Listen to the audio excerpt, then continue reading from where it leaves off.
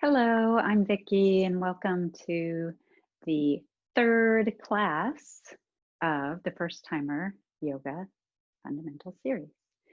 Today we're going to be focusing on downward facing dog, but let's warm up our bodies first. So deepening our breath, let's circle our shoulders in great, big, huge circles. Bringing them forward and exhaling back.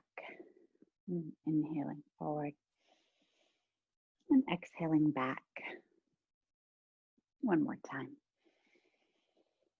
And back. And then bring your arms to a T and we're going to rotate them. So as you inhale, rotate your hands forward. And exhale, rotate them back as far as you can go. Rotate forward, inhaling.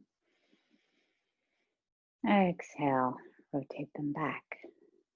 We're going to use this move when we do our downward dog later, so paying attention to what we're doing here. And back. And then bring your hands facing forward, actually. And let's do the same thing. Inhale, bring your thumbs toward each other and then down. And then exhale, externally rotate your arms all the way up to the shoulders. Inhale, internal, exhale, external. And then the last thing we'll do here is just a little bit of wrist action. So let's start by playing the piano. Really wiggle those fingers like crazy. And then circle your wrists. Oh, mine are crickling and crackling. And now circle the other direction. Now rooting into your feet, into the floor, taking our mountain pose, nice big inhale, shoulders back, hands forward, head nice and tall. Exhale into the pose. And then inhale, arms come overhead. Exhale, hinge forward at the hip crease. And let's stay here for a bit because we're going to need some nice loose hamstrings. So clasp opposite elbows, bend your knees slightly to get a nice big stretch in the hamstrings. Let your head hang heavy. And let yourself just sway from side to side. So downward facing dog in Sanskrit is Adho Mukha Svanasana. But nobody ever calls it that. More commonly known as down dog. And it's just super, super common in all of the yoga classes, or at least the Hatha yoga classes that you'll do. So definitely a good one to know and get right. On your next inhale, hands come to your shins, halfway lift to a flat back, and then exhale, forward fold, Uttanasana. Inhale, bend your knees, come up one vertebra at a time. Arms come to the ceiling and back to your heart center. Let's do one faster half sun salutation. And exhale, swan dive forward. Inhale, halfway lift. Exhale, forward. And inhale, coming all the way up to standing. Now, when we do that hinging forward and swan diving forward, make sure that you're always doing that from the hip crease. So right where your thigh bone, the femur, meets up with your hip. Just give yourself a little karate chop there. And make sure that as you come forward, it's really at that hip and not kind of at the middle of your back or up a little higher, but really kind of getting that tailbone back and hinging forward. Okay, good. We'll use that in our downward dog later. So next, we want to come to hands and knees. So make sure you have some padding for your knees. Comes in handy. First, we're going to do some cat and cows. So we call it cat-cow, but it always starts with a cow. So first, come to tabletop. Your hands are below your shoulders. Your knees are below your hips, nice and wide. Pushing away from the floor. And on a nice big inhale, lift your head, drop your belly, and lift your tailbone. And then as you exhale, tuck your chin, round your spine. Try to get your chin as close to your navel as you can. Inhale, back up to cow. Exhale to cat. When we're doing, and then continue on your own breath. When we do this pose, we want to have our fingers spread nice and wide. We want to be pushing away from the floor so we don't let our shoulders sink in too much. We want to always have strong shoulders. Okay. Next, let's push our seat back to our feet and then reach forward, slide your hands forward and bring your forehead to the floor. This is called child's pose. And child's pose can be done in a couple different ways. What I actually like to do is bring my knees even wider than my hips so that it gives my torso a little more room to breathe. So try that out, see how you like that. Same idea though, you're reaching forward actively and putting your forehead on the floor. If your forehead doesn't come to the floor, you have a few options. You could grab a block or a blanket and put that underneath your forehead. Or you can crisscross your hands and put your forehead on your hands. That works as well.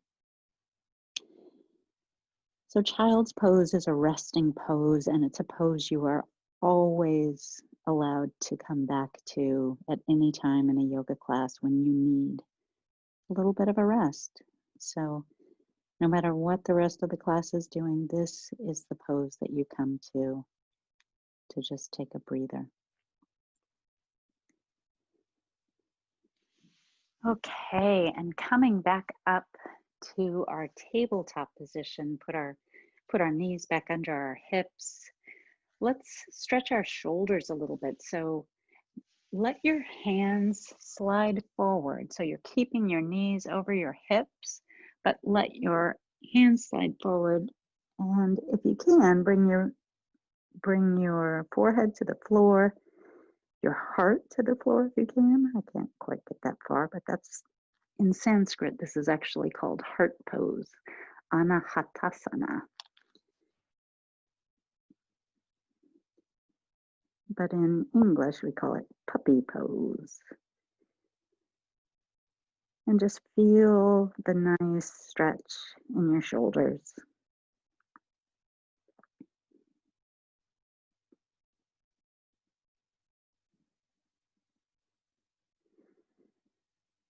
And breathe.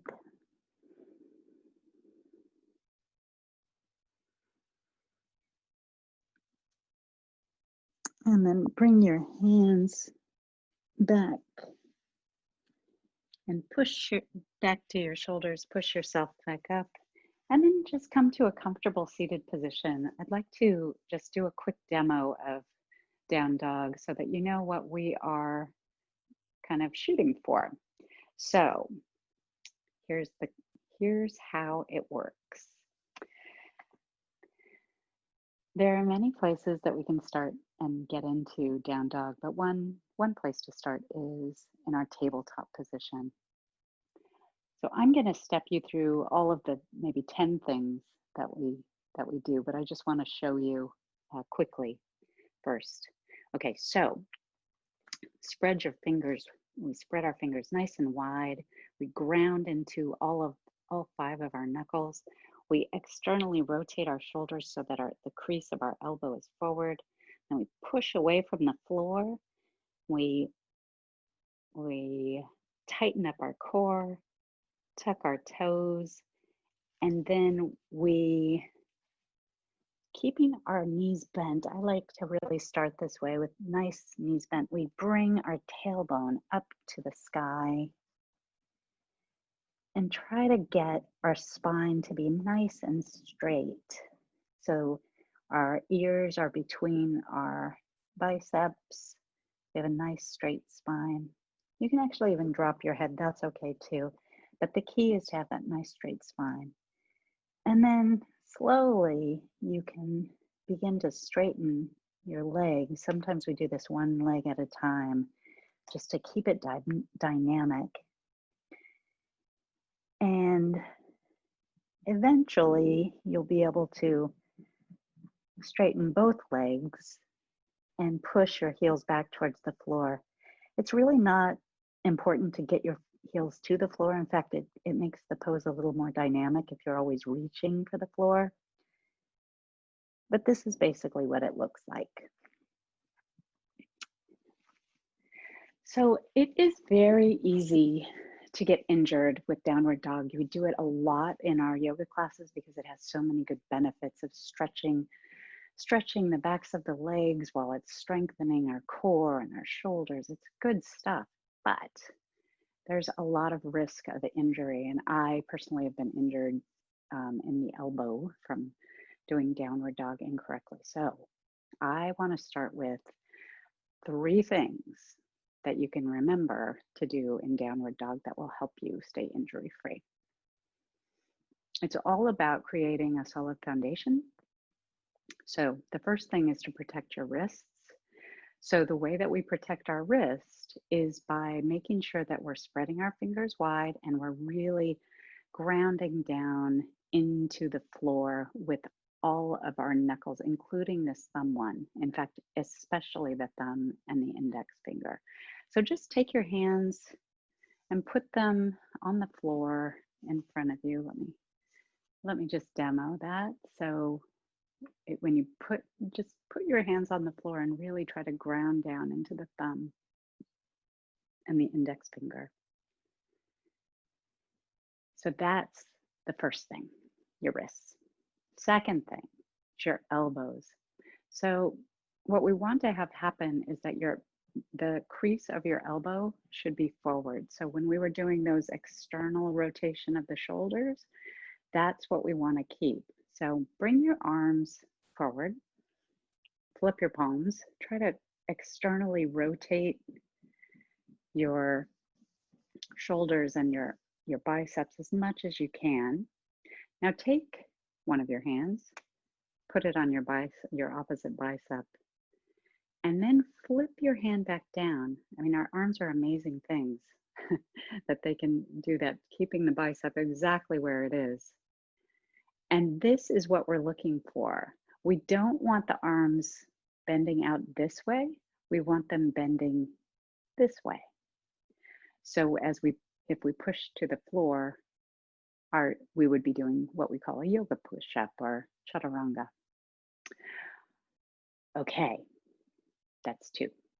The third thing is that we really need to engage our shoulders really strongly. So we want to push away from the floor. So here's what that looks like.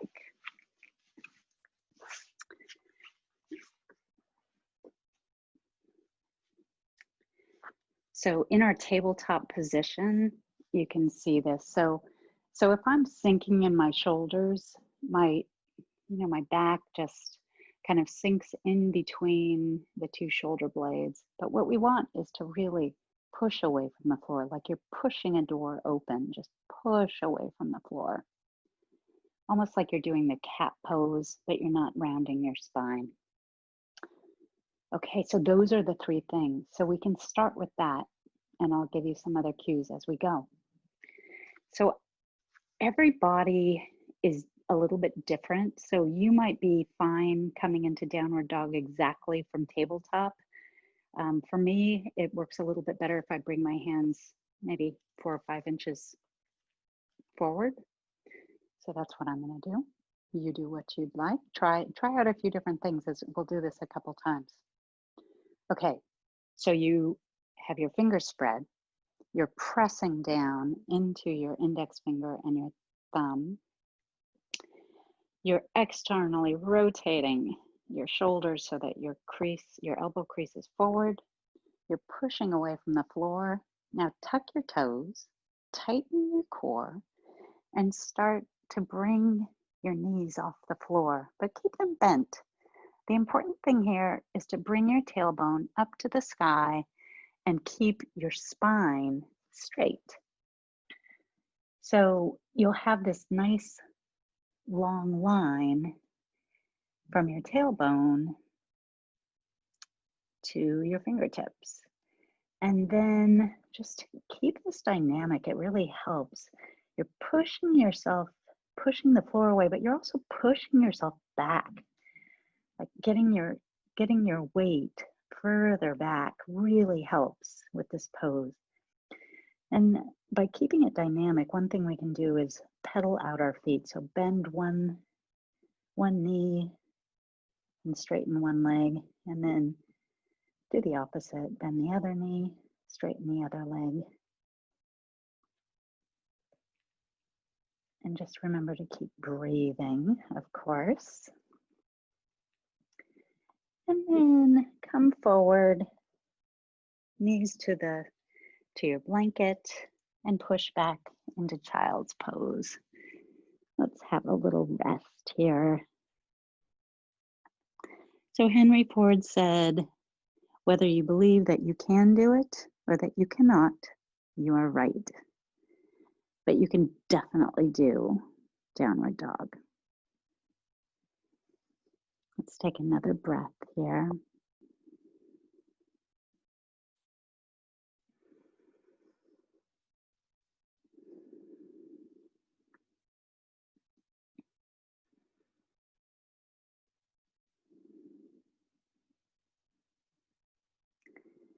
Let's come back up to our tabletop position.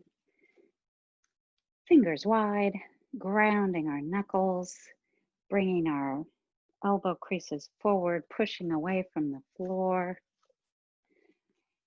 tightening up our core, tucking our toes, pushing back into our bent legs, and then slowly bringing our tailbone up to the sky. So really kind of sticking your tail way up into the air as if you're, a dog or a cat, and you're trying to wag your tail up in the air.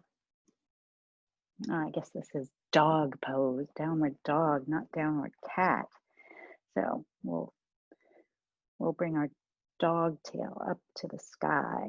And once again, let's pedal out our feet and breathe here. And remember, if this gets to be too much, just come back to child's pose. And really keep trying to bring that tail up to the sky. You may find it easier if you try to become more pigeon-toed and really internally rotate your thighs.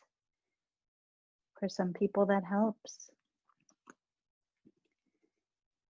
And then let's come back forward and back into child's pose. And this time, let's bend our elbows and bring your hands to the back of your neck. And kind of scoot your elbows forward a little bit to get a nice stretch in your tricep and in your shoulder. And breathe here. Just relax into this pose. Balasana.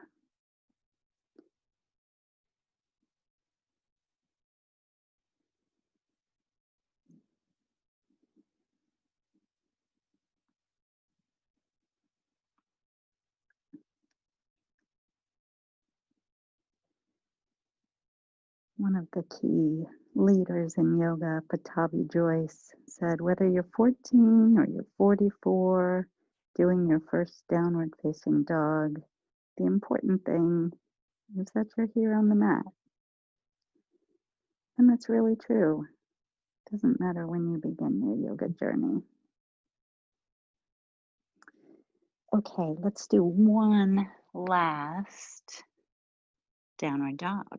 So coming back to our tabletop, positioning your hands where is comfortable for you.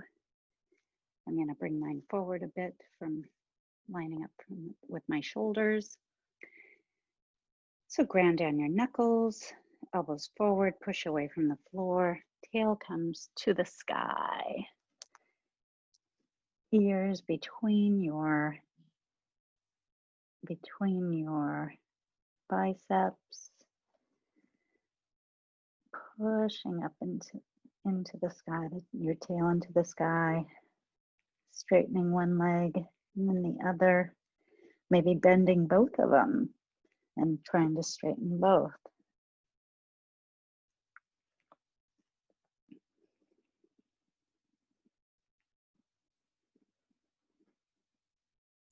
And then let's come back forward onto your knees.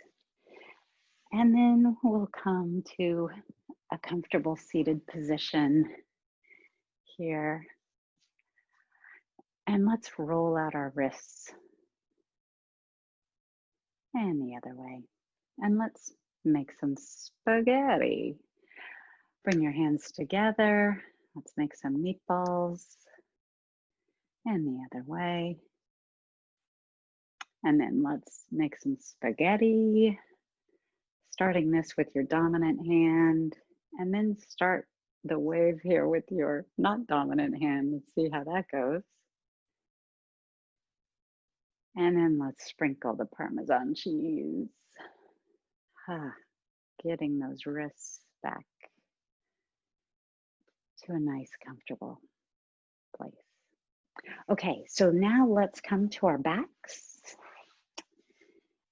And we're gonna get a few stretches in before we start our Shavasana, our final resting pose. So first, let's bring your feet wider than your hips and let both of your legs fall over to the left.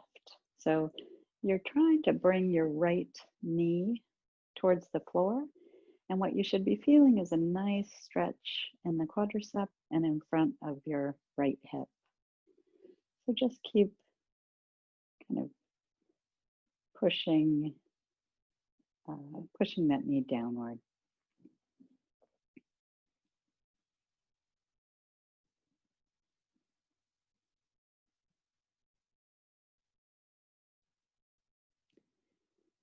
Breathing. And come back to center. And knees to the other side. And get that stretch in the left quadricep and left hip as you bring your knee down towards the floor.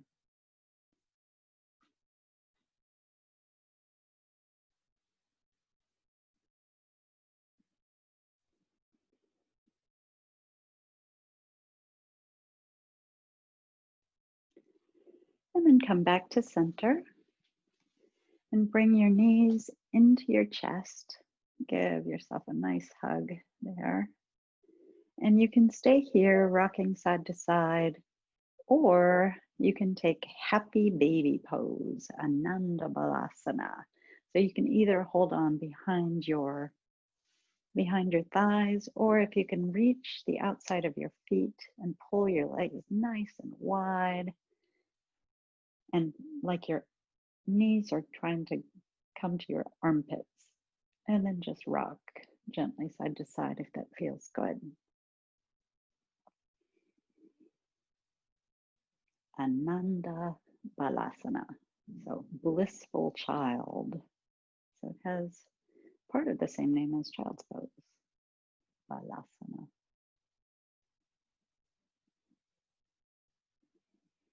My favorite pose. All right, it is time for Shavasana. So if you need to cover yourself, if it's cool where you are, do that. But otherwise, just stretch your legs out nice and long. Your feet should be wider than your hips.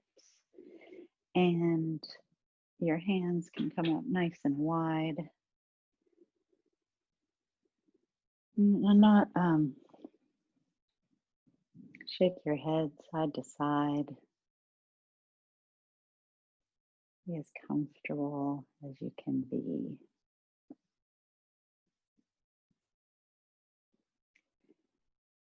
You are braver than you know.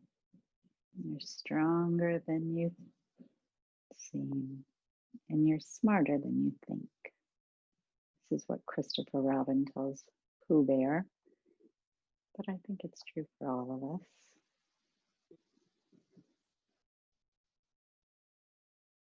So enjoy a few minutes of silence and stillness.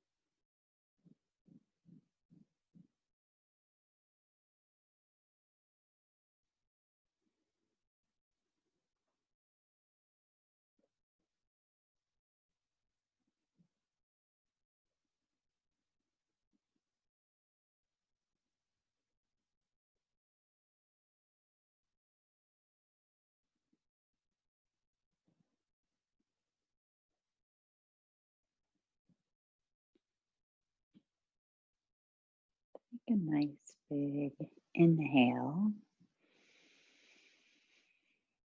and exhale.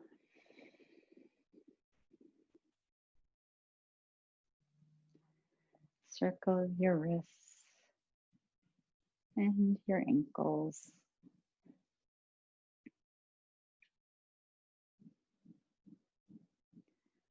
Stretch your arms overhead. Big long body stretch and yawn.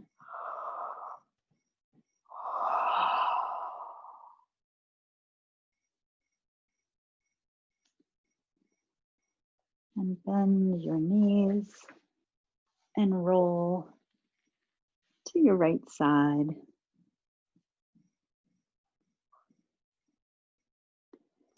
And then push yourself up with your left hand to a comfortable seated position.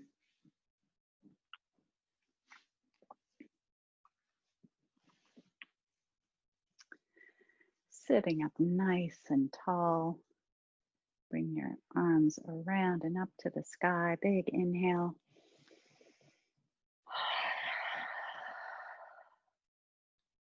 One more time. And bring your hands to your forehead as a reminder of kind thoughts. And to your lips as a reminder of kind speech. And to your heart as a reminder of kind intentions. Thank you so much for practicing with me today. Namaste.